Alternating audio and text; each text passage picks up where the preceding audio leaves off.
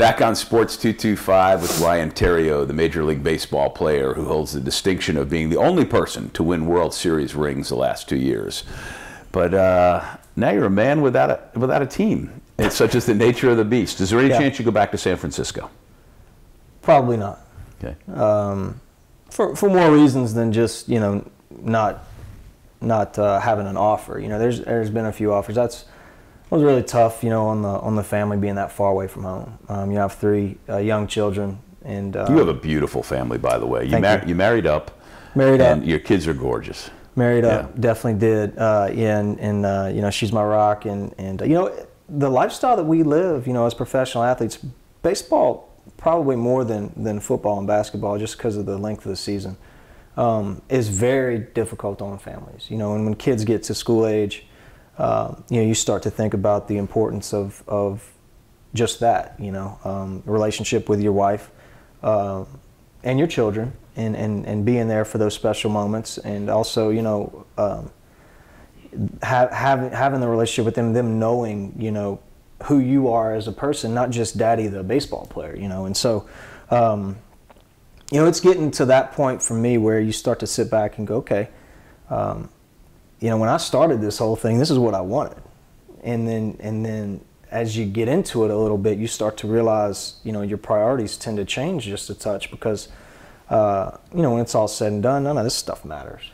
When I'm done playing baseball, everybody's going to forget Ryan Theriot, but, Houston, Macy, Georgia, and my wife, Jonna, are not. And so, so you start to think about that type of thing. So where you're playing, location, proximity to home, all that stuff makes a big deal, when you have the luxury of possibly, making those decisions. If that's the case, almost every major leaguer would play either in Atlanta, Houston, or Fort Worth, or whatever, or Arlington, whatever. Tons of guys live in California. That's why they love staying out there and playing. Yeah, exactly. No, they will actually remember you. You're cemented into the lore of 2 areas. I mean, you've always been in the lore of LSU and Louisiana athletes. And now, because of what you've done as a Major League Baseball player, everything that happens from here on out is gravy. I mean, I'm sure you'd like to be in a situation where you play, start, or in the lineup all the time again. Right. But the upside, and you've alluded to this, you're fortunate enough to make a lot of money for what you do, which is a really nice thing. The whole free agency thing is interesting. And before I get to that, I just wanted to ask you about the Giants real quick. Both times that the Giants won the last few years blows up the whole blueprint model, even the Moneyball thing, in that there's this plan, we develop them through the farm system, we bring this group along, we do this. No, they just, the team that Mike was on a few years ago that won the World Series, they almost blew up and rebuilt it mid-season. They pick up Cody Ross, off of waivers. Nobody wanted him, and he ended up being the guy. Yeah. And then your team this past year, you pick up Scooter, but Brian Wilson, thank you. Go like this for the black beard. Yeah, the beard. The guy you would most expect to be such an integral part of the team can't play. Other personnel moves. We lose Melky, arguably the MVP of the season. Exactly. I thank you for bringing that up, because it was in my head to ask you about that. Also, one of our key relievers, Guillermo Mota, we lost him for 90 games, I believe it was. Yeah. So how do you explain that part of it? Just a bunch of guys getting hot at the right time? I've said this. I'll say it's on blue in the face. I've said it 1,000 times on ESPN and maybe a network. I say it here on this show as well. Chemistry is not a joke. This is a real thing in sports. Cohesiveness in a clubhouse is a real thing in sports. If you don't have it, you ain't going to win. And if you don't believe in that, then you've never been on a team or been with a group of guys that had it. So you don't understand. So, if you don't believe in that, then it's okay, because you never won anyway. But I mean, we had the unbelievable chemistry. This clubhouse was tight. Guys hung out together. You enjoyed each other's company.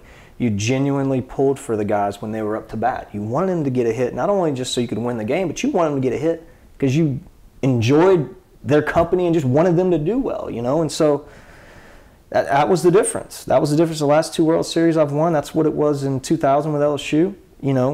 I'm still close with all those guys, and looking so forward to seeing them. There's a deal tonight, and then next week 2 weeks at the first pitch banquet. I mean, that stuff is real. Yeah, but the message that you've put forth in our conversation here about yourself personally, about the team, about your family and all this stuff. These are things that I hope more people are able to grasp. And I hate to tell you that you're maturing, but yeah. But it's true. No, but your perspective on it is really good. So look, before you get out of here, let me ask you about prospects. You want to drop any names? Is it premature to say who you've been talking to or what kind of situation you're looking for?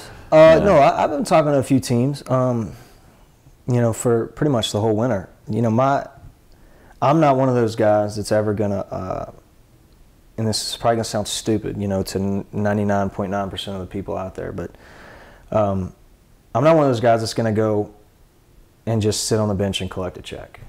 That's not what baseball is to me. Baseball to me is, you know, being out there contributing, playing. You know, if you told somebody, hey, I'll give you $1 million, you just got to go to Seattle and you're going to get 20 at bats and just hang out. You know, everybody would probably do that. You know, I'm kind of at a point in my career. I mean, I want to play. I'm healthy. I feel great. Mac Chiulli over at Tractions just got me rocking and rolling, you know, and in great shape. No, you're bigger, stronger, and look more fit than I've ever known you, actually. Oh, my hair's beautiful, you know. Yeah. So, you know, I got a lot of things going for me right now. I'm hot, I guess. But you know, I want to play. Yeah. I want to play. Yeah. You know, I don't want to go and sit on the bench. Well, let me ask you the downside of it, though. Like, you know, Houston, for example, is in a terrible rebuilding mode. It's worst franchise in baseball. I shouldn't say franchise, the worst team in baseball, with a lot of good young players going in the right direction. But could you go there and put up with what might be another 90 or 100 loss season, but get to play? Is that better? I could do that. Yeah. And I mean, I'd love for you to, I mean, I know you and your family would love for you to play in Houston, maybe with the Rangers because they're close. How about the Braves? My gosh, what an outfield! You know, I've talked to the Rangers quite a bit actually, and you know, but then again, there's a situation where you got an all-star at shortstop, an all-star at second base, all-star at third base. You know, so you start to look around and go, okay, well, you know, where am I going to fit in? And you've always been a National League guy too. So I mean, you know, it's tough. You know, I'm weighing out the options and seeing what's going on, and I never feel like I'm owed anything, you know, and everybody probably thinks I'm crazy to say that, but, you know, the whole, I'm not going to, you know, just go collect a check. Right. But that's just not my, you know, it's not me. But you believe, too, that in sports you get what you earn. But you've earned the right to be able to get a good contract with a good team and be in a good situation again, I think. I think the situation more than being with a good team, you know, a situation where I can go out there and play, you know, is important for me. And so, you know, that's kind of what we've been working towards with my agent and talked to a number of teams and managers and general managers and, you know, so we'll see what happens. You know, if it's a good fit and a good situation, then you know, we'll rock and roll, man. I'm ready to go. Good deal. Well, I hope it works out for you. And of course, you know, Chad, I know is talking about Chad Durbin, also in free agency, and he's another guy who just, you know, keeps plugging along and doing a great job. You just never know what clubhouse you may be laying on a couch in, and I'll pop in on you because, you know, it's my style. That's right. Well, I'll be sure to give you my right cell phone number. That way you can give me a heads up. I'll give you a heads up. I got it now. He is Ryan Theriot, one of the great guys from Baton Rouge, and who's had a fantastic athletic career. And if for any reason you missed any part of what we've spoken about the last couple of segments, you owe it to yourself to go back and listen to it, because I appreciate all the things you said, and you know how much I appreciate you coming on. Well, thanks for having me. I appreciate that. I'm Lee Feinswog. When we get back, a little more Sports 225.